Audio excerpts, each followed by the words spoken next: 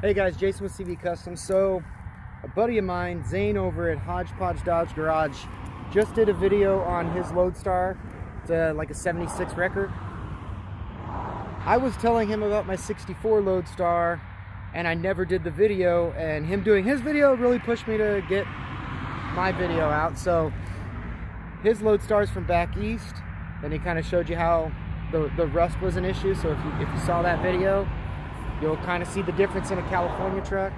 If you didn't see the video, definitely go watch his video. I'll put a link to it in the description when we're done here. But this is a California Loadstar, 1964, so it's a little bit older. It doesn't have the fiberglass parts that his has.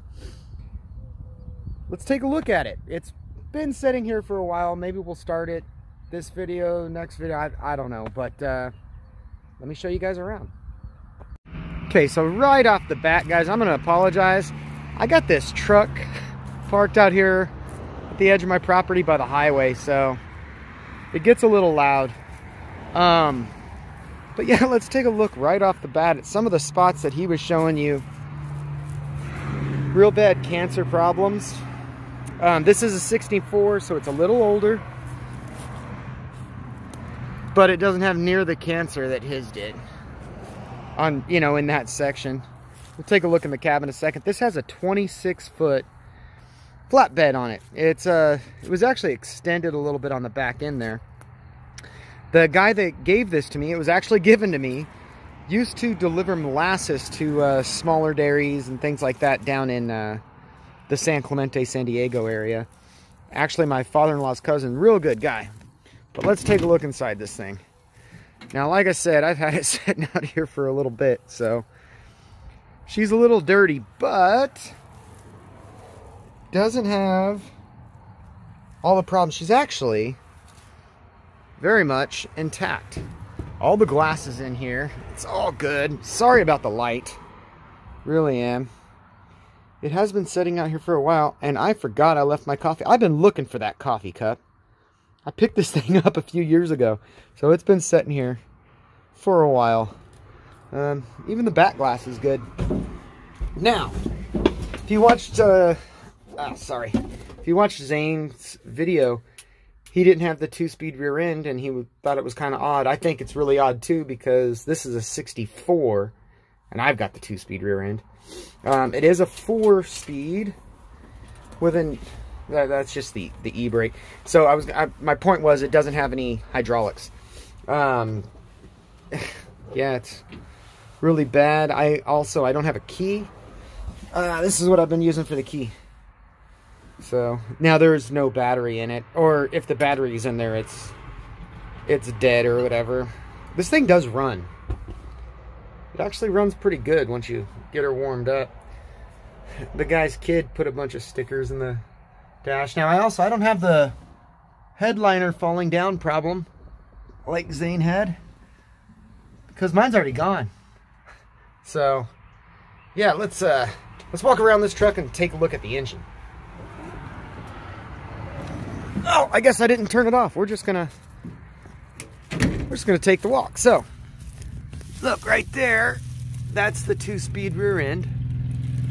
The frame, you can see where the frame's been lengthened. You can see the extra piece here, and it's riveted, so I'm guessing this was a factory length type thing. All the way up, it actually looks pretty solid. Obviously, the exhaust got a big old hole in it. It does have that wide 6, which makes it hard to get any kind of different wheels. Got some Mustang parts in there for another project that we're getting to. This thing's got a really, really long back end. He, like I said, he was delivering molasses, and he could get a lot of molasses on this thing. It's actually the front end to a 65 Mustang, and the rear end. It's a 5-lug setup because we're converting a Mustang over to V8 versus a 6-cylinder with a 4-lug, so it's a different conversation. But let's get up here. We're gonna open up this hood. Now, this does not have any kind of exciting diesel like he was talking about. It does have the latch still, if I can get it up high enough. There we go. You just push it up high enough. Now, big thing, when Zane lifted up his fiberglass, you had complete access to this engine. I do not. This thing is really a nightmare to work on, but it is a fairly fresh engine, and I would imagine she'd fire up if we had a battery in here. This is the 345 International. Looks like it's only got the 2-barrel carburetor on it, which is really common for the big trucks. I'm pretty sure it's got water in there. Hard to see, but it actually does. Look, water's good, so she ain't leaking. Pretty sure the dipstick's on the other side. Let's go open that up. Actually, you take a look at the grill too. This thing's in pretty solid shape. Now, at the end of the video, I'm going to show you some other parts I have for these trucks. But so the biggest problem is this fender, and I'll show you my plans for that at the end of the video here. But let's get this up. I'm looking for another International emblem. I only have the 2, and now I got problems here. I'm going to pause this and see why she's not opening. So, just going to come back up at security. They had that chain going all the way down, and it was hooked. You see, there's the latch, hooks right in. The really cool thing about these hoods, I think that looks super cool, the butterfly hoods, but to put them down, you just push it back up and it unhooks. But we're gonna look at the other side of the engine real quick. So here's the other side. Completely just hydraulic brakes, no power assist, you know, the vacuum booster, none of that stuff. Now you guys got me wondering, where the heck's the dipstick? It must be on the other side. I work on enough of these Internationals. Maybe I'm just changing too many motors. Oh, right in front of me here, laying over the belt, but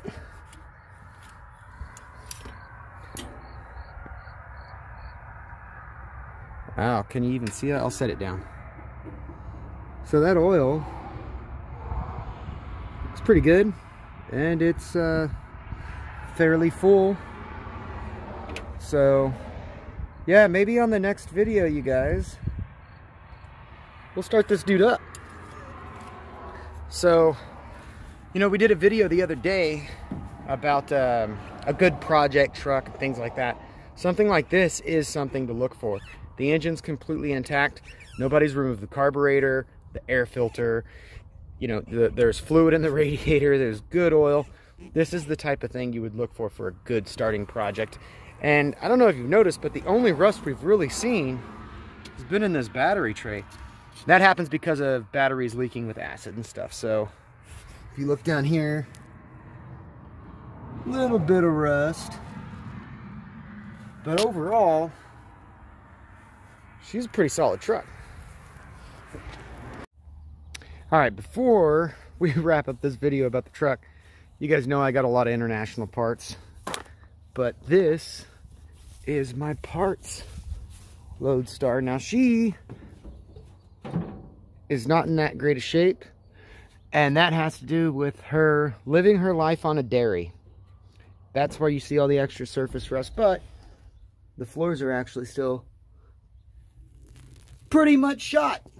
So yeah, they're not still good. But again, that comes from living on a dairy. That has to do with all the stuff that happens on a dairy. Some Scout parts too. But here's the fenders. Look how good that one is. This one's super sharp. Now that little buckle on the end, that's easy to fix compared to what my other fender looked like. You guys saw that. But if you look in there, the hood and grill, you can kind of see the corner of the grill, they're all in the truck. So I've got all the parts to fix up mine. So yeah, let's get to the end of the video. Hey guys, so if you made it to the end of the video, that's my Loadstar. It will run. It's not even, when we do that video, like, it won't be a will it start. It'll be a, this is how it starts, a cold start after a couple of years. She'll run. The big point to this video was, number one, I had told Zane that I would make the video, and then Zane did his video, and now it was an awesome opportunity to show the difference between a truck that came from back east and a truck that's here in California and how they hold up. Now his was a 76, this is a 64, so it's 12 years younger. It's got a lot of and like an older look because of the butterfly hoods, no fiberglass and all that, but it's actually held up a lot better. And that's why a lot of people look for cars out of California. And it's not that California's special, it's that we don't get the snow. And the snow doesn't actually do it, it's the salt that they put on the roads that does it. But we don't have that problem. So, anyways, hey Zane, I hope you watched, I hope you like it. There's my Loadstar. I think yours is cool. I wish you were building it, but I think you got a better idea with the other wrecker. That four-wheel drive job is going to be really, really cool. Yeah, if you like the video, tune in to some other ones. I don't actually know what I'm going to do with this truck yet. It sits right here in my orchard, and I could fire it up anytime. Zane mentioned that it would make a really cool roll-off. I don't know. Tell me in the comments what you think we should actually do with this truck. She's a runner. I'll see you guys in the next one.